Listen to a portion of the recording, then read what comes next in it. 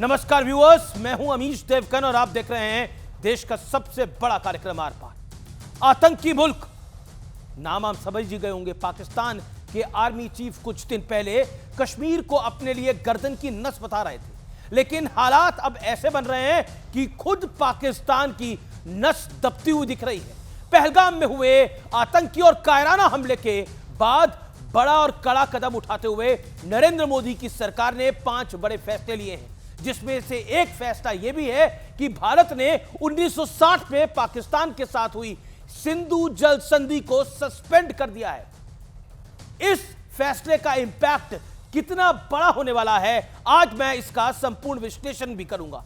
लेकिन आज सार्वजनिक मंच से पहलगाम आतंकी हमले पर पहला बयान देते हुए प्रधानमंत्री मोदी ने कहा कि आतंकियों की बची खुची जमीन को भी मिट्टी में मिलाने का वक्त आ गया है और हम ये हमला करने वालों को ऐसी सजा देंगे जिसकी उन्होंने कल्पना भी नहीं की होगी। इस बीच पहलगाम आतंकी हमले के बाद चौतरफा एक्शन जारी है। विदेश मंत्रालय ने दिल्ली में आज अमेरिका, चीन, रूस, जापान, ब्रिटेन, इटली, जर्मनी समेत करीब 20 देशों के डिप्लोमेट्स को पहलगाम आतंकी हमले की संपूर्ण जानकारी दी है। इसके बाद विपक्षी दलों के साथ सर्वदलीय बैठक का दौर जारी है। उधर कायर पाकिस्तान भी भारत को गीदड़ भभकी देने में जुटा है। लेकिन आज सबसे बड़ा सवाल है, क्या पाकिस्तान पर अंतिम प्रहार का वक्त करीब आ गया है? मिट्टी में मिलेगा पाकिस्तान, आज इसी मुद्दे पर होगी देश की सबसे बड़ी चर्चा।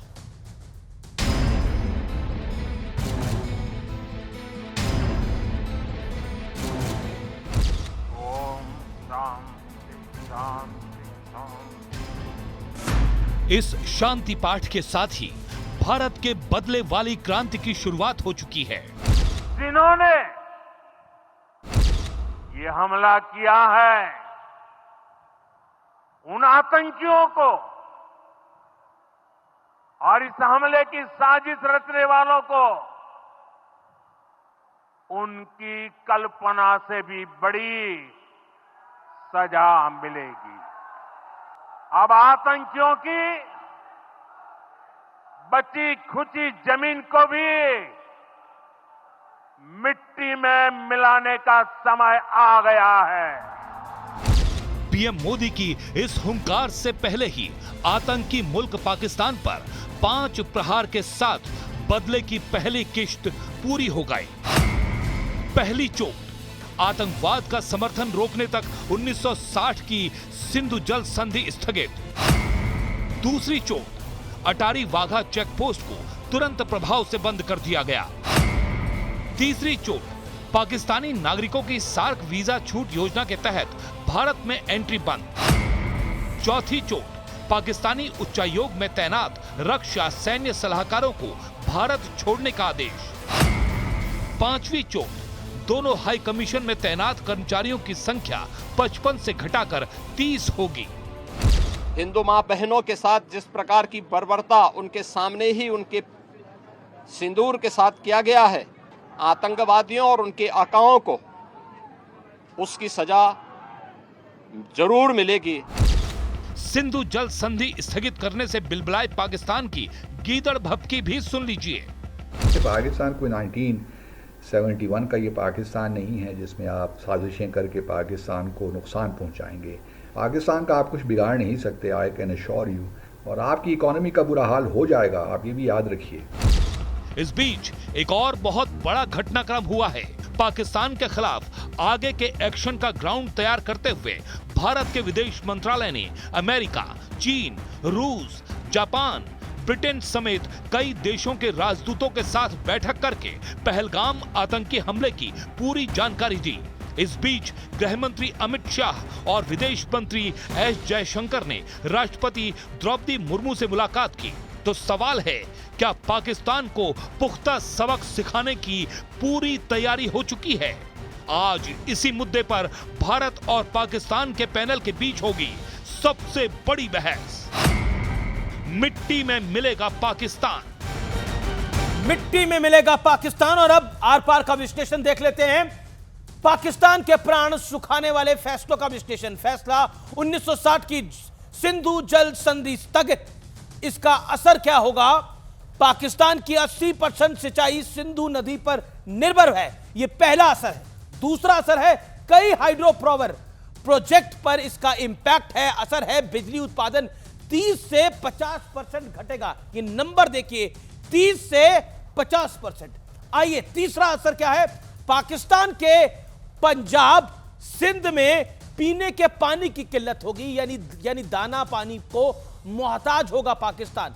1960 की सिंधु जल संधि जो स्थगित एक फैसला है, उसके 3 बड़े असर बता रहा हूं मैं। बड़े देशों के राजदूतों को आतंकी हमले की संपूर्ण जानकारी दी गई। आतंकवाद के मुद्दे पर पूरी दुनिया में एक्सपोज होगा पाकिस्तान, ऑलरेडी है, अलग थलग है, इसलिए पाकिस्तान नंगा है हम कहें। अब बढ़ता हूं मैं आगे। पाकिस्तान से कारोबार पर रोक, और इस खबर के साथ ही पाकिस्तान के शेयर बाजार में 2% से ज्यादा की गिरावट हमें देखने को मिली है।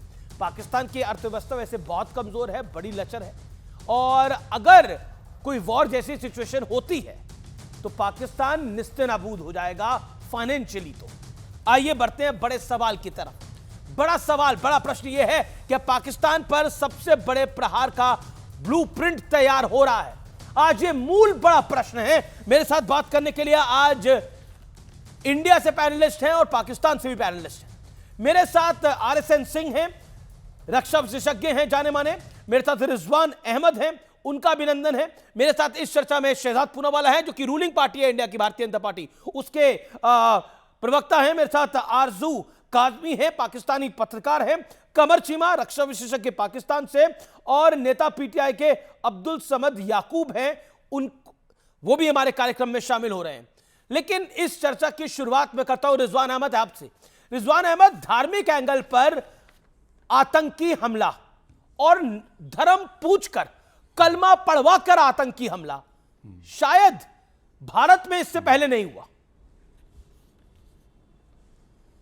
जी शुक्रिया, जय हिंद, वंदे मातरम। और सब कॉन्टिनेंट में भी नहीं सबसे पहले तो जी हाँ, सबसे पहले तो जो वो बात है, तेरा मेरा रिश्ता क्या, ला इलाहा इल्लल्लाह, तो देखिए मैं भी ला इलाहा इल्लल्लाह पढ़ता हूँ, और जो मारने आए थे वो भी इसी रिश्ते के थे, तो मेरे रिश्तेदार थे वो। तो भारत के हिंदुओं से, और ख़ास तौर से जो परिवार जिनके नुकसान हुए हैं, उन हिंदुओं से मैं बतौर मुसलमान माफ़ी मांगता हूँ, क्योंकि तेरा मेरा रिश्ता क्या, ला इलाहा इल्लल्लाह, यानी जो मारने आए थे वो मेरे रिश्तेदार थे। अगर ये नारा और ये नारे का बाजा जितने भी देश के मुसलमान बजाते हैं, तो आज उनमें से आपको किसी को बुलाना चाहिए था, तो मैं उनसे यही पूछता कि ये जो मारने के लिए आए थे, ये तेरे रिश्तेदार थे या नहीं थे ला इलाहा इल्लल्लाह के हिसाब से, और तू इस नाते हिंदुओं से माफ़ी मांगेगा या नहीं मांगेगा। खैर, मुझे बड़ा अफसोस है कि इस तरह का कोई आज मुझे मिला नहीं, पहली बात। दूसरी बात, जो एक कश्मीरी मुस्लिम आदमी इसमें शहीद हुआ है, Syed Adil Hussain, if I am right, जिसके लिए यह कहा जा रहा है कि वो वहां पे रुका रहा, कहा जा रहा है कि उसने बंदूक छीनने की कोशिश की। तो अगर मैं मान लूं कि उसने बंदूक छीनने की कोशिश की, तो वो इस वजह से मारा गया क्योंकि उसने बंदूक छीनने की कोशिश की। अगर सैयद आदिल हुसैन बंदूक ना छीनता तो वो ना मारा जाता, क्योंकि वो मुसलमान था। तो मरा वो भी और मरे बाकी 25 हिंदू भी, लेकिन मारने की वजह दोनों को अलग थी। जो 25 मारे गए वो इस वजह से मारे गए क्योंकि वो काफिर थे, लेकिन जो आदिल हुसैन, जिसको फिलहाल थोड़ा सा हीरो बनाया जा रहा है, वो जो मारा गया वो इस वजह से मारा गया क्योंकि वो राइफल छीन रहा था। यह है इस कत्लेआम की हकीकत। और जो मारने आए थे वो इस्लामिक टेरर से प्रेरित थे, वो मुस्लिम टेरर से प्रेरित थे, वो काफिरों की नफरत से प्रेरित थे, जी। और वो उस बात से प्रेरित थे जो पाकिस्तान के चीफ ने आज से 7 दिन पहले भाषण दिया था, जो आज से लगभग 100 साल पहले सर सैयद ने दिया था, जिनको भारत का हीरो माना जाता है कि भारत में मुसलमान और हिंदू कभी एक नहीं हो सकते। तो जो बात सर सैयद ने बोली थी वही पाकिस्तान के जनरल ने बोली थी, और वही इन मारने वालों की विचारधारा थी। ओके, मैं सीधा रुख करता हूं। मेरे साथ इस चर्चा के अंदर अब्दुल समद याकूब भी हैं। उनका मैं रुख करता हूं। याकूब अब्दुल, आपसे मैं जानना चाहूंगा और मेरा प्रश्न आपसे यह है कि आखिरकार जो आर्मी चीफ, पाकिस्तान के आर्मी चीफ ने बयान दिया वो नफरती बयान था, वो किसी जनरल का बयान नहीं था, किसी बहादुर जनरल का बयान नहीं था, एक नफरती उस व्यक्ति का बयान था जिसके मन में हिंदुओं के प्रति नफरत, द्वेष और जिसे कहें उसे लगता था उसकी बराबरी नहीं हम कर सकते, वो भावना थी। ये जो आपके पैनलिस्ट थे, ये सर सैयद अहमद खान के बारे में जो बातें कह रहे हैं, सर सैयद मतलब हिस्ट्री तो आप अपनी करेक्ट कर लें। सर सैयद अहमद तो अंग्रेजों का गुलाम था, सर सैयद अहमद तो अंग्रेजों का सब सर्विएंट था। सर सैयद अहमद ने तो अलीगढ़ की बुनियाद रखी, और अलीगढ़ के लोंडों ने जो है वो जो कहते हैं कि आप लोग के अलीगढ़ के लोंडों ने, ये पाकिस्तान जो थी वो अलीगढ़ के लोंडों की इख्तरा थी, ये लोंडों का ख्वाब था। तो कम से कम जो आप अपना बयानिया दे रहे हैं वो तो ठीक कर ले सर सैयद के बारे में। मैं तो आइडियलाइज नहीं करता सर सैयद को, मैं तो उसको अंग्रेज का गुलाम कहता हूं सर सैयद को। मैं तो कहता हूं कि सर सैयद जो था वो उसने वो किया। और दूसरी बात ये कि जो चीफ का बयान है, मैं तो उसको ऑन नहीं करता, आई डोंट ऑन इट। मैं हिंदू पाकिस्तान मुस्लिम की इस रिफ्ट को या इस क्रिएशन को या इस डिवाइड को मैं पर्सनली ऑन नहीं करता। तो क्या कार्रवाई करी? मैं पूछ रहा हूं कि आप ऑन नहीं करते, क्या कोई कार्रवाई आपकी सरकार ने करी? इतना नफरती बयान उस व्यक्ति ने दिया, उसके बाद पहलगाम हुआ जिसमें पाकिस्तान का हाथ है। ये नहीं, मैं डिफेंड ही नहीं करता उसको, मैं आर्मी चीफ के स्टेटमेंट को डिफेंड नहीं करता।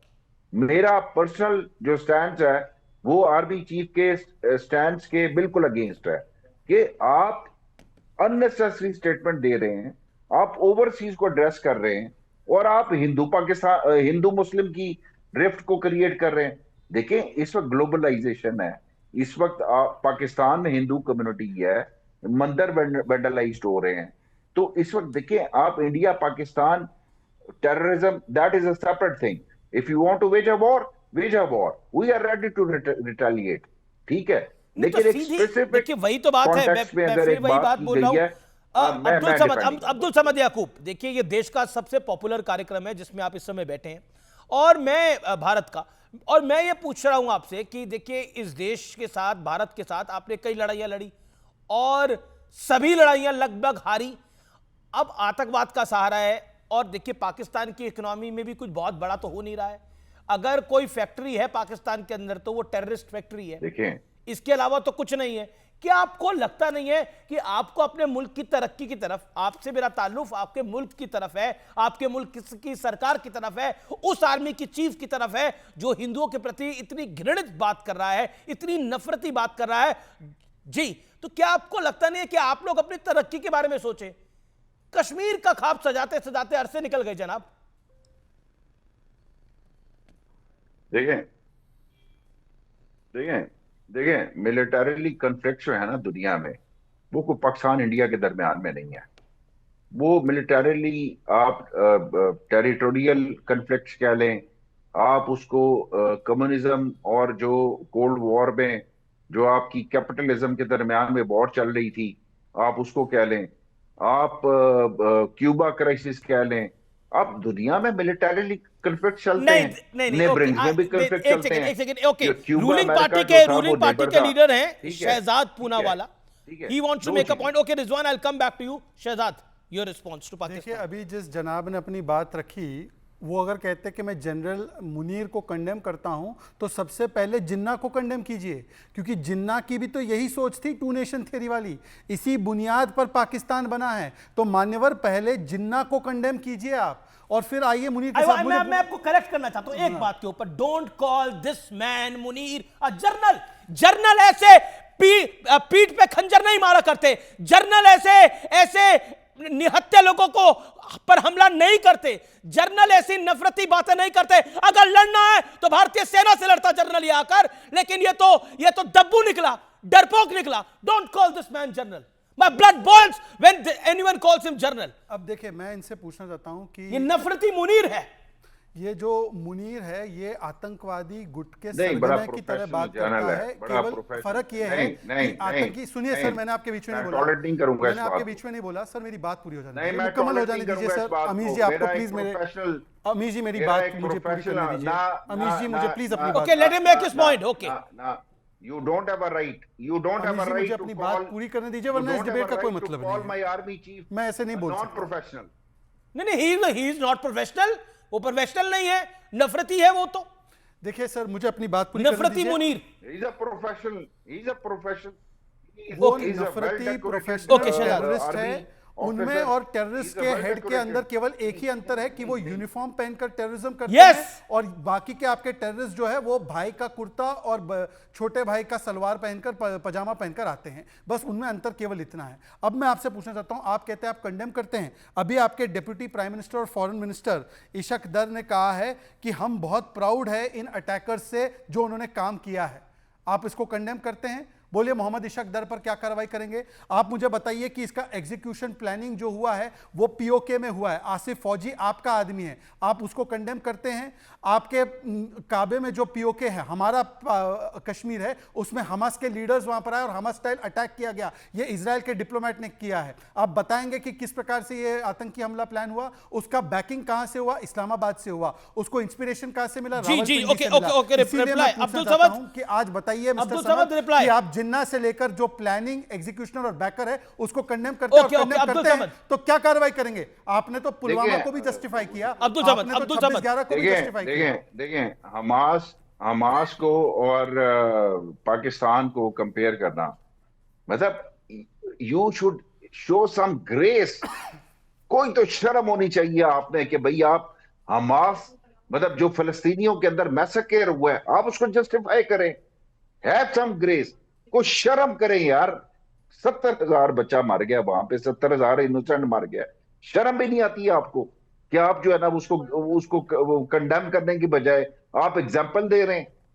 मतलब एक ऑर्गेनाइजेशन अगर कुछ करती है, जेनोसाइड हो जाता है, और आपको शर्म भी नहीं आती वहां पे कि भाई आप गजा के अंदर मरने वाले सब। और बाय द वे, इंडिया ने तो सबसे ज्यादा पीएलओ को सपोर्ट किया है। यासिर अरफात को सबसे ज्यादा किसने सपोर्ट किया है? मिस्टर समद, आपकी। मिस्टर अच्छा, समद, एक सेकंड मिस्टर समद, एक सेकंड सुन लीजिए मिस्टर समद, इंडिया आप के अंदर- सारे पैलेस्टीनियंस को हमास के साथ जोड़ रहे के अंदर- हैं। एक सेकंड सर, मेरी बात सुन आपके इंडिया लीजिए, के अंदर आपने सारे embassy है, पैलेस्टीनियंस को हमास के साथ जोड़ दिया। अच्छा, नहीं, मुझे बताइए आपके कि अंदर एक पैलेस्टीन सेकंड की सर, अब embassy सुनना भी है। पड़ेगा इंडिया मिस्टर के अंदर समद, सुनना भी सुनना पड़ेगा समझ जी। समझ जी, सुनना भी पड़ेगा। केवल इंडिया के वन अंदर वे पैलेस्टीन ट्रैफिक की नहीं चलता embassy यहाँ पे। को समझ जी, मैं आपसे sponsor पूछना कौन चाहता यहाँ हूँ, डेमोक्रेसी है। कौन करता है? सुनिए, आपने पूरे इंडिया के पैलेस्टीनियंस अंदर- को, सुनिए सर, आपको एक सुनना सेकंड, पड़ेगा। एक सेकंड। आपने पूरे पैलेस्टीनियंस को हमास से कंपेयर कर लिया। मुझे बताइए कि हमास जो है वो वेस्ट बैंक में है? हमास तो गाजा में है, नहीं। वेस्ट बैंक में तो नहीं है हमास। गाजा में। क्यों नहीं है? दूसरी बात सुन लीजिए सर, हमास ने जो किया 7 अक्टूबर 2023 को, क्या आप उसको फ्रीडम फाइटिंग मानते हैं? तो फिर तो आप कहेंगे कि नहीं। जो पहलगाम में हुआ वो भी फ्रीडम फाइटिंग है। आप नहीं, टीआरएफ नहीं, और जो बिल्कुल लश्कर ए तोयबा है उसको फ्रीडम फाइटर मानते हैं? आज जमात नहीं, उद दावा को पहलगाम फ्रीडम में फाइटर जो मानते हैं? आप हाफिज सईद को मानता, फ्रीडम नहीं फाइटर मानता। मानते हैं? आप अजमल नहीं कसाब को मानता, फ्रीडम टेररिस्ट फाइटर मानता। मानते हैं? जवाब बताइए। ओके, जवाब। टेररिस्ट मानता हूँ। अजमल कसाब को टेररिस्ट मानता हूँ, हाफिज सईद को टेररिस्ट मानता हूँ। पहलगाम में जो हुआ वो सबसे बड़ी टेररिज्म थी। पहलगाम में आप ये कहें कि क्या किसी इनोसेंट को मारना, आप मुझसे एक्सपेक्ट करते हैं कि मैं उसको जस्टिफाई करूं? ये किसी का पति मारा गया, मैं उसको जस्टिफाई करूं? मैं जानवर हूं? मैं सर, इंसान आपके नहीं हूं, मैं डिप्टी प्राइम जानवर हूं मिनिस्टर क्या? ने किया है। और मोहम्मद डिप्टी इशक प्राइम दर कौन मिनिस्टर है? की क्या औकात? कौन है डिप्टी प्राइम मिनिस्टर? मैं आपके नहीं जानता फॉरेन उसको मिनिस्टर कौन है मोहम्मद डिप्टी इशक प्राइम दर। मिनिस्टर। मैं इसहाक डार पे लानत भेजता हूं। आप लानत ही लानत भेजते भेजता रहेंगे। हूं मैं इसाक आप डार। लानत अरे ये- भेज, नहीं सुनिए, इनका तो बहुत बढ़िया है। हम ओसामा पर लानत भेजते हैं, अबोटाबाद में मिलता है। हम हाफिज सईद पर लानत भेजते हैं, नहीं, मैं रावलपिंडी ओसामा में पे मिलता लानत है। भी नहीं, हम मैं जो है ओसामा पे- मैं ओसामा पे 9/11 पर लानत लानत नहीं। भेजते हैं, उसका प्लानर जो है ओसामा पे लानत पाकिस्तान में नहीं। मिलता है। आप लानतें भेजते ओसामा रहो पे और लानत आतंकियों को बढ़ाते रहो, पनाह देते रहो। नहीं, ये गजब का है। मैं उस पे लानतें लानत- टीवी पे भेजना मैं है उस- और पीछे जो है राशन और पानी ओसामा को, भेजना है। नहीं, he नहीं, said, मैं he just उस- said मैं उस ओसामा को लानत नहीं state-sponsored- भेजता हूँ। अच्छा। देखिए, आपकी लानतें मैं जो लानत है नहीं भेजता। वो लानतें नहीं उसामा चाहिए। बिन लादेन, अच्छा आप सुन लें मेरी स्टेटमेंट। जी। आप मेरी स्टेटमेंट। उसामा बिन लादेन रहमतुल्लाह अलैह शहीद। बहुत उसामा बढ़िया। बिन लादेन रहमतुल्लाह अलैह शहीद। ठीक हो गया, ठीक हो गया, बढ़िया हो गया। मैं लानत भेजता हूं उस टेररिज्म के ऊपर जो इंडिया जो है बलूचिस्तान के आरजू ऊपर आरजू आरजू आरजू बलूचिस्तान में काज़मी, स्पॉन्सर मैं कर रहा है। पाकिस्तान के एक और पैनलिस्ट से व्यू लेता हूं। आरजू आरजू, क्या आपको लगता है ओसामा बिन लादेन जो था, जिसके बारे में इस तरह के विचार रखे जा रहे हैं, आपको लगता है ये पाकिस्तान टेररिज्म से फाइट कर पाएगा ऐसे? और कुछ इंटेंशन भी है उनकी क्या? अब किस पे लानते भेजेंगे? कितनी लानते भेजेंगे? इंडिया की लानतों का भी ओवरडोज हो गया। स्टेट स्पॉन्सर्ड टेररिज्म इंडिया के ऊपर लानत भेजता हूं। ओके आरजू काज़मी, ओसामा बिन लादेन आपके लिए भी शहीद है क्या? नहीं, मेरे लिए वो बिल्कुल शहीद नहीं है। उसामा बिन लादेन टेररिस्ट है, हाफिज सईद टेररिस्ट है, और जिसका नाम लिया जा रहा था, ये तमाम के तमाम, मैं किसी को भी हीरो या किसी को भी जो है नहीं मानती कि ये कोई जिहादी हैं या ये कोई, इनको कोई रिस्पेक्ट देनी चाहिए, सबके सब टेररिस्ट हैं। लेकिन यहाँ पर मैं अपनी बात शुरू करने से पहले एक चीज़ ज़रूर कहूँगी, जो अभी डॉक्टर रिजवान कह रहे थे, और यकीनन मुझे उनकी बात बहुत अच्छी लगी है कि एज अ मुस्लिम जो हम बात करते हैं कि जी तेरा मेरा रिश्ता क्या, ला इलाहा इल्लल्लाह, तो बिल्कुल ये जो लोग आए थे मारने के लिए और इन्होंने चेक करके कि कौन हिंदू है और कौन मुस्लिम है करके उन लोगों की जानें ली, जो आपके यहाँ कश्मीर में जो हादसा हुआ है, मैं भी उस पर एज अ मुस्लिम जो है मैं माफ़ी मांगती हूँ कि किसी मुस्लिम्स ने इस तरह की हरकत की है जो कि निहायत ही शर्मनाक है। इसके ऊपर अगर बहुत पहले पाकिस्तान ने जब भारत ने इशारा किया, चाहे मुंबई अटैक हो या दूसरे जो इंसिडेंट्स हुए थे, तो डेफिनेटली अगर हमने यहाँ पर जो जिहादी कैंप हमने बना रखे थे या हम उन्हें सपोर्ट करते रहे, अनफॉर्चुनेटली अगर हमने उनके ऊपर कार्रवाई की होती, अगर हाफिज सईद को और इस तरह के लोगों को हमने वाकई में जेल में डाला होता और सिर्फ FATF के डर से हाउस अरेस्ट ना किया होता, तो शायद इस वक्त बहुत सी चीजें जो हैं वो बेहतर हो सकती थी। लेकिन अभी भी मेरा ख्याल है कि थोड़ा तो हुई नहीं ना। अब तो सिंधु जल संधि जो 1960s की थी, वो भी एक तरह से स्थगित हो गई है, सस्पेंड हो गई है। ये कितना बड़ा नुकसान है पाकिस्तान को? देखिए, ये बहुत बड़ा नुकसान है। जाहिर है कि हमारे रिलेशंस खराब हुए हैं भारत के साथ, जो हम सही करने की कोशिश कर रहे थे, हम ट्रेड करने की कोशिश कर रहे थे, और उसके बाद इस तरह से अगर पानी बंद हुआ तो डेफिनेटली पानी बंद होने का इम्पैक्ट क्या होगा? पानी बंद होने का, Arzoo Kazmi, you are a senior journalist in Pakistan, impact क्या होगा? देखें, इसका इम्पैक्ट तो यही होगा, पहले ही पाकिस्तान जो है वो वाटर शॉर्टेज से जूझ रहा है, और उसके बाद अगर उससे हम निकलेंगे और उसमें पहले ही हम फंसे हुए उस इशू के अंदर, और उससे हम निकलने के बजाय मजीद और हमारा पानी अगर बंद हो जाएगा, तो पाकिस्तान में जाहिर है खेती है और कई चीज़ें हैं जिसको पानी की ज़रूरत होती है, तो हमारे लिए तो ये बहुत बड़ा इशू है। लेकिन साथ ही साथ भारत को भी मेरा ख्याल है टेबल टॉक पे आना चाहिए, पाकिस्तान की गवर्नमेंट को भी। ये जो एक दूसरे के साथ एक ही जैसा सलूक हो रहा है, केयर स्पेस बंद कर देंगे, वीजा बंद कर देंगे, लोगों को निकल जाओ, ऑप्शन नहीं छोड़ी पाकिस्तान ने कोई। Okay Rizwan Ahmed wants to respond. Rizwan Ahmed, पानी नहीं बंद करना चाहिए था। Just give me 1 second. Okay, आपने given, कहा कि आरजू। लोग 48 सर आपने कहा लोग 48 आवर्स के अंदर निकल जाएं। आपको पता है कितने पाकिस्तानी जो है वो मेडिकल ट्रीटमेंट के लिए जो है भारत जाते हैं, आप उनको भी बाहर निकाल देंगे? मतलब कोई इंसानियत भी तो दिखाइए ना सर, ऐसे थोड़ी कि आप जो आप कह रहे हैं हमारे लोगों को मारा गया, हम कह रहे हैं आप कह रहे हैं इंसानियत दिखाइए। ओके रिजवान अहमद, आरजू काज़मी जो कि एक सेन वॉइस पाकिस्तान की मानी जाती है, वो कह रही है इंसानियत तो दिखानी चाहिए। जी शुक्रिया। देखिए, पहली चीज इंसानियत और पाकिस्तान। इंसानियत पाकिस्तान ने अपने हिंदुओं तो छोड़िए, अब अपने शियाओं से नहीं दिखाई, अपने अहमदियों से नहीं दिखाई, 71 से पहले बंगाली हिंदू और बंगाली मुसलमानों से नहीं दिखाई, ज़ियाउल हक ने जॉर्डन में फिलिस्तीनियों के साथ नहीं दिखाई। तो ये इनसे उम्मीद करना कि ये इंसानियत दिखाएंगे, मेरे भाई, अगर बबूल पे दशहरी आम निकल सकते हैं तो ही पाकिस्तान के अंदर से इंसानियत निकल सकती है। पहली चीज, अभी जो हमारे साथी हिंदुस्तान इंसानियत दिखाए, उन्होंने कह रही है हिंदुस्तान इंसानियत दिखाए, हुक्का पानी बंद कर दिया गया है, इससे बहुत नुकसान होगा। हमारे लोग इलाज के लिए यहां आए हुए हैं, उनको 48 घंटे में भारत छोड़ने के लिए बोल दिया गया। हां देखिए अमित जी, अभी पानी बंद करने की स्थिति नहीं आई है, अभी ट्रीटी सिर्फ सस्पेंड हुई है जी। बंद करना नेक्स्ट स्टेज होगा, जो अभी नहीं है, जब हम लोग डिबेट कर रहे हैं। हां, मेडिकल टूरिज्म इन लोगों का बंद होना चाहिए, नो डाउट अबाउट इट। 2 बातें बता दूं छोटी छोटी। अभी हमारे पाकिस्तान के साथी ने बोला कि कॉन्फ्लिक्ट पूरी दुनिया में अलग अलग मुल्कों में चल रहे हैं। मेरे सम्मानित, मेरे प्यारे साथी, वो जो कॉन्फ्लिक्ट चल रहे हैं वो जियोपॉलिटिकल हैं। भारत और पाकिस्तान का जो कॉन्फ्लिक्ट चल रहा है वो मजहबी और धार्मिक है, वो मजहबी दुश्मनी है, वो जियोपॉलिटिक्स नहीं है, पहली चीज। और दूसरी बात, आपने कहा जनरल मुनीर जनरल हैं, वो प्रोफेशनल जनरल हैं, यही आपने कहा ना। अगर वो प्रोफेशनल जनरल होते तो प्रोफेशनल जनरल अपनी फौज को एड्रेस करता है और करेज, ब्रेवरी और वैलर के नाम पर उनको एकजुट करता है। ये जो तुम्हारा जर्नल है, जो एक ड्रेस में आतंकवादी है, ये वहां के लोगों को हिंदू और मुसलमान या हिंदुओं से नफरत के दम पर एकजुट कर रहा है। ये मुनीर जो है, मेरी जानकारी के मुताबिक ये जो करने का नहीं होता है। कमर चीमा, ये जो मुनीर है मेरी जानकारी के मुताबिक ये जिसे कहते हैं, ये एक तरह से वहां के जो मदरसे होते हैं वहां का पढ़ा हुआ है, और इनके जो वालिद थे शायद वो भी वहां पे पढ़ाते ही थे। तो इसकी जो शिक्षा दीक्षा है जिसे कहते हैं वो हुई इसी कैटेगरी के अंदर है। इसीलिए ये जो मुनीर है ये आतंकवादी की तरह बात करता है।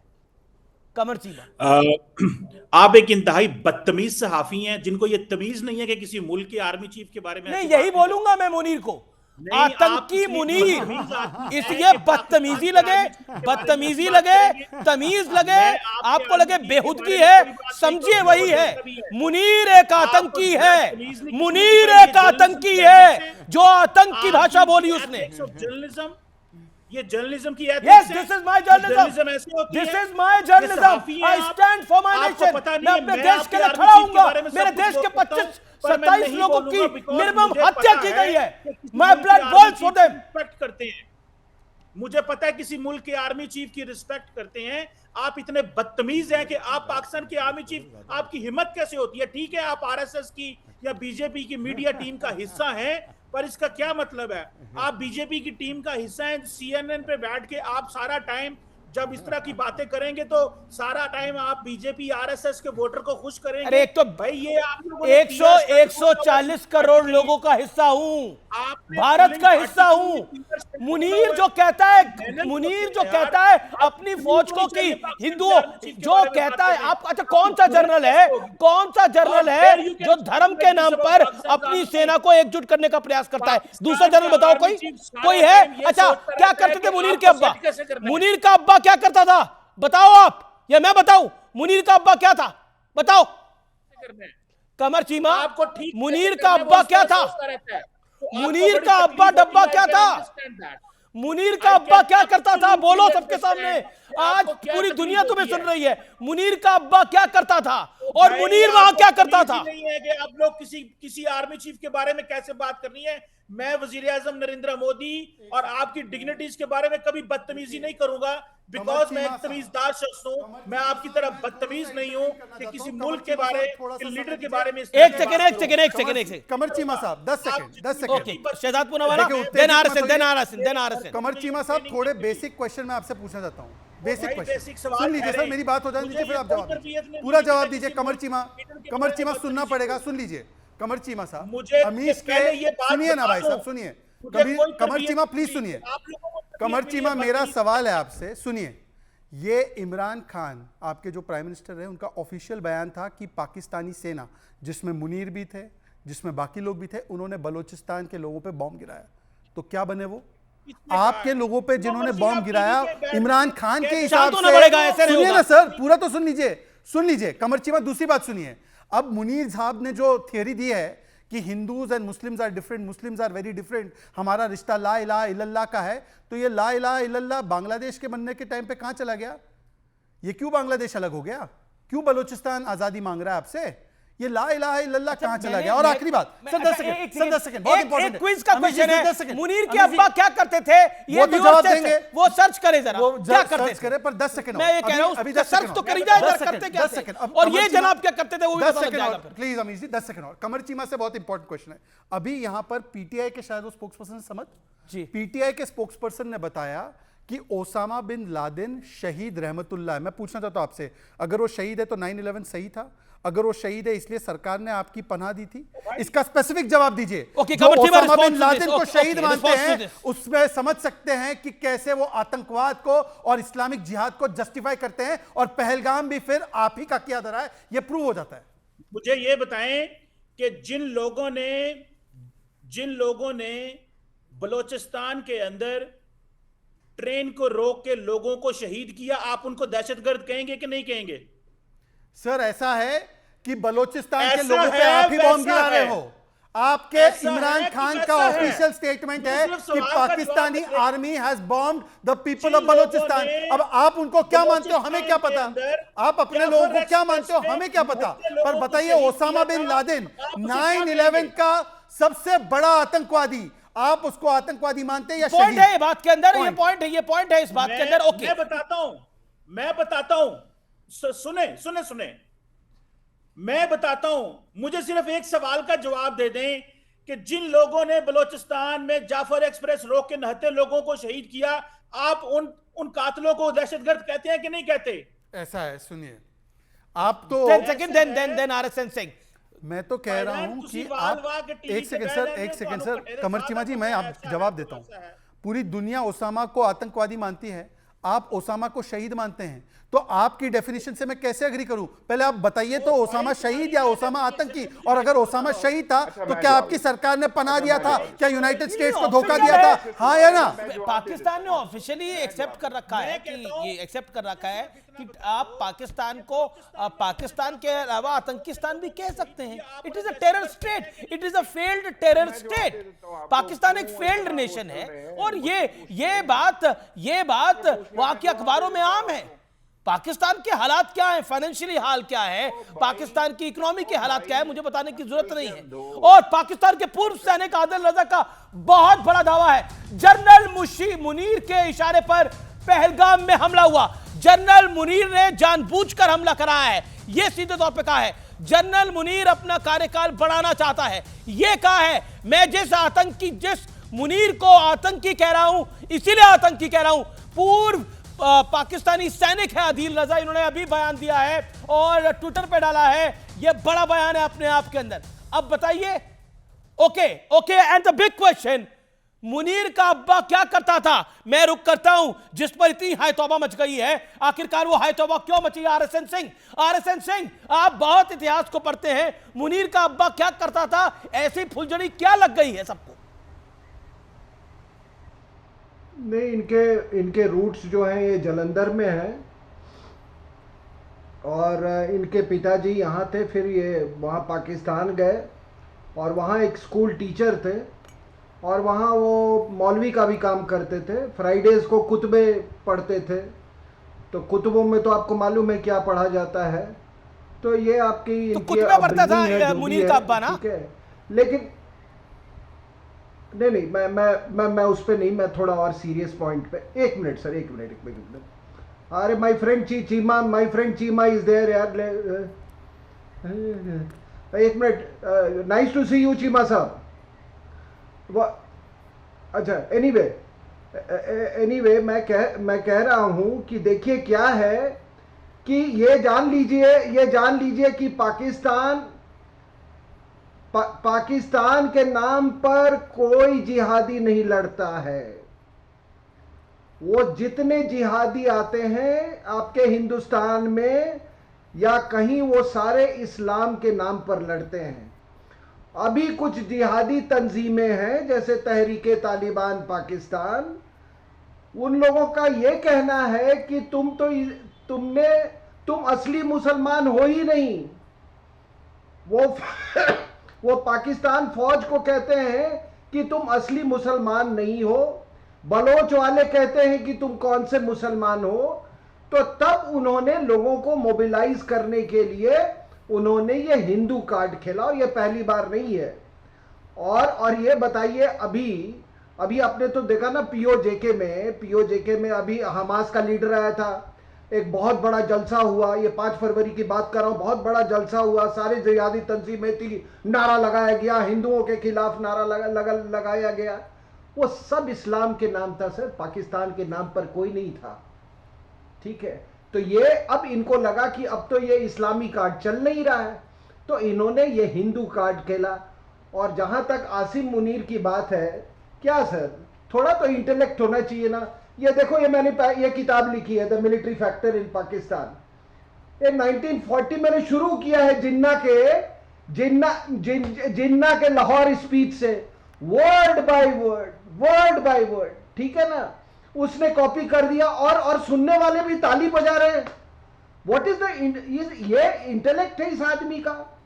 और इसने, आप हिंदुओं के खिलाफ आप बोल रहे मेरी तारीख अलग है, मेरी नस्लें अलग है, मैं हमारा कैलेंडर अलग है, हमारा संस्कृति अलग है। तो ये बताइए कि जो पाकिस्तान में हिंदू है उनकी क्या संस्कृति है? ओके, जवाब जब ये भाषण दिया, उसके तुरंत बाद उसके बाद एक अटैक हुआ वहां पर हिंदू लीडर पे। बिल्कुल सही बात आप कह रहे हैं। अब्दुल समद याकूब, आरएसएन की बात का जवाब। और ओसामा को शहीद कह रहे हैं, तो अमेरिका पे जो टेरर अटैक था उसको भी आप जायज बता रहे हैं। देखें, पहली बात, तालिबान आपके नजदीक दहशतगर्द थे, मेरे बहुत हक्कानी आपके नजदीक दहशतगर्द थे। आपने कहा दहशतगर्द थे ना, आपने कहा टेररिस्ट थे। आज आप उनके पैरों में पड़े हुए, चरणों में पड़े हुए हैं। इंडिया तालिबान के चरणों में पड़ा हुआ है। आज आप उनके कदमों में आप पड़े हुए हैं। क्यों? आप कहते थे दहशतगर्द थे ना, आज आप क्यों उनके साथ स्ट्रेटेजिक रिलेशन बना रहे हैं? क्यों? जवाब दे इस बात का। हुसैन हक्कानी को किसने निकाला? आज आपने अपनी टेररिस्ट ऑर्गेनाइजेशन, टेररिस्ट लिस्ट में से हक्कानी को निकाला, नेटवर्क को आपने निकाला, मुल्ला याकूब को। क्यों? क्योंकि you are trying to become their strategic alliance. आज आप उनके साथ निगोशिएट कर रहे हैं, आप उनको गोवा में बुलाते हैं, गोवा में होस्ट करते हैं आप उसको। मुल्ला जो सफीर था हमारा यहाँ पे, उसका आप वहां पे बुला के इज्जत देते हैं। आप कतर में मुलाकातें करते हैं उनसे। आरएसएन जवाब, आरएसएन आंसर। आप तो कहते थे कि वो दहशतगर्द हैं। जवाब, आप तो कहते थे दहशतगर्द हैं वो। आरएसएन देखिए, हम लास्ट बात, नेल्सन मंडेला यूनाइटेड नेशन का डेजिग्नेटेड टेररिस्ट था। नेल्सन मंडेला था कि नहीं था? Nelson Mandela terrorist. Okay RSN, पूरी दुनिया ने इसको टेररिस्ट कहा। आरएसएन आंसर, आरएसएन कहा। Okay RSN, audios down. RSN 50 seconds में क्यों पॉइंट, देन रिजवान। नहीं, मैं ये कह रहा हूं कि पाकिस्तान को हम एक सिविलाइजेशनल कंट्री मानते हैं और आपको नहीं मानते हैं। और अफगानिस्तान भी आपको सिविलाइजेशनल कंट्री नहीं मानता है। उसने कभी आपका उस रिकॉग्नाइज ही नहीं किया था बहुत सालों तक तो। और आज भी डूरेंट लाइन नहीं वो करता है। सबसे बड़ी बात मुनीर ने कही लोगों को कि अपने बच्चों को बताइए कि एक मिनट बच्चों, हमारे बच्चों ने कितनी कुर्बानियां दी। कौन सी कुर्बानी सर? कौन सी कुर्बानी? जिन्ना को बुलाया, अंग्रेजों ने कहा कि हमको स्ट्रैटेजिक रीजंस के लिए एक फ्रंट लाइन स्टेट चाहिए। और आपका तो आप ही तो नारा लगाते थे कि हंस के लिया है पाकिस्तान, लड़के लेंगे हिंदुस्तान। तो ये कौन सा आप सैक्रिफाइसेस की बात कर रहे हैं? जहां रहा तालिबान की बात, वहां पर हम ह्यूमैनिटेरियन रिलीफ हम पहुंचाते हैं। आपके पास तो खाने को खाना नहीं है, तो वो हमारी तरफ देखते हैं, तो हम उनके लिए हम ये करते हैं। लेकिन आपको तो हमने पानी दिया, आपको पानी पिलाया, और अब हमारा पानी पी पी के हमारे खिलाफ आपने जिहाद किया। और सर, आप जो कह रहे हैं कि आपका चीफ बहुत प्रोफेशनल है, अगर वो प्रोफेशनल होता तो इस कॉन्टिजेंसी के लिए भी वो केटर करता। ओके अब्दुल समद, आरएसएन you made your point. Abdul Samad 40 second, then Rizwan and then Shehzad. Okay Samad. Nelson Mandela आपके लिए टेररिस्ट था? UN designated terrorist. You have declared Nelson Mandela terrorist for 27 years. एक सेकंड आप टेररिस्ट कहते थे उसको। इंटरवीन करना चाहता हूं। सबसे बड़ा हीरो कौन है? समझ साहब एक सेकंड समझ साहब, बताएं। आपने अभी कहा कि यूएन ने नेल्सन मंडेला साहब को टेररिस्ट घोषित किया था। आप मुझे वो यूनाइटेड नेशंस का डॉक्यूमेंट या डेजिग्नेशन का ऑर्डर या जो उनका रेजोल्यूशन है वो बता दो। यूनाइटेड नेशंस का बोल रहा हूँ, आपने यूएन बोला है, कोट अनकोट अभी यूएन बोला है। दूसरी बात, आप मतलब नेल्सन मंडेला की तुलना ओसामा बिन लादेन से कर रहे हैं। साउथ अफ्रीका के लोग देखे कि पाकिस्तान के लोग और पाकिस्तान के पॉलिटिकल जो एजेंट्स है वो नेल्सन मंडेला की तुलना ओसामा बिन लादेन से कर रहे हैं। कह रहे हैं कि ओसामा बिन लादेन भी शहीद है और ओसामा बिन लादेन को भी टेररिस्ट घोषित कर दिया गया था। और यूनाइटेड नेशंस, आप बता दीजिए कौन से यूनाइटेड नेशंस के रेजोल्यूशन से घोषित हुआ था, बता दीजिए। यूनाइटेड नेशंस का रेजोल्यूशन बताइए, कोर्ट कीजिए। बड़ा अलर्ट है, बड़ा अलर्ट है। सियालकोट रावलपिंडी में पाकिस्तान ने अलर्ट जारी कर दिया है। सूत्रों के हवाले से बड़ी खबर है, सैनिकों को बंकर में रहने के लिए बोला है। ये बड़ी खबर है इस समय की। क्या लगता है आपको रिजवान अहमद, क्या धार्मिक उन्माद फैलाने का भी एक इरादा था, जो कि साफ तौर पर दिखाई देता है? कलमा पढ़वाया गया, पेंट उतरवाई गई और उसके बाद गोली मारी गई। जी, इससे साफ, और इससे जो एक बात सुनते थे ना कि क्या हम इस टेरर को इस्लामिक टेरर बोल सकते हैं, यह हमेशा एक सवाल पूछा जाता था, एक क्वेश्चन मार्क लगाया जाता था। तो जो ये सवाल पूछते थे, आज उनसे हम सवाल पूछते हैं कि ये जो हमारे पहलगाम में हुआ है, ये अगर इस्लामिक टेरर नहीं है तो फिर इस्लामिक टेरर इसके अलावा क्या है? और जो आप कहते हैं पूरी दुनिया में इस्लामोफोबिया है, वो इस्लामोफोबिया इस वजह से है जो पहलगाम में हुआ है। और पूरी दुनिया में अगर आज इस्लामोफोबिया है अमीश भाई, और उस इस्लामोफोबिया के मान लीजिए 10 रीजन है, 10 तो कम से कम उसमें 9 का जो रीजन है वो पाकिस्तान है, पाकिस्तान की आइडियोलॉजी है। 1947 से लेकर आज तक, जिन्ना से लेकर इन्होंने मजहब के नाम पर, चाहे 9/11 हो, चाहे 26/11 हो, चाहे अफ्रीका में टेरर हो, कहीं हो, इन्होंने सिर्फ इस्लाम के नाम पर पूरी दुनिया में टेरर फैलाया है। अब्दुल समद याकूब, इस्लाम के नाम पर टेरर फैलाना, सामान्य नागरिकों को मारना, यह जायज कैसे हो सकता है? और इसको पनाह देने वाला वो दहशतगर्द मुल्क क्यों नहीं होना चाहिए? आप बताइए। अभी कहा जा रहा है पानी को रोकना गलत है, ट्रीटी को सस्पेंड करना गलत है, क्या करे भारत अब?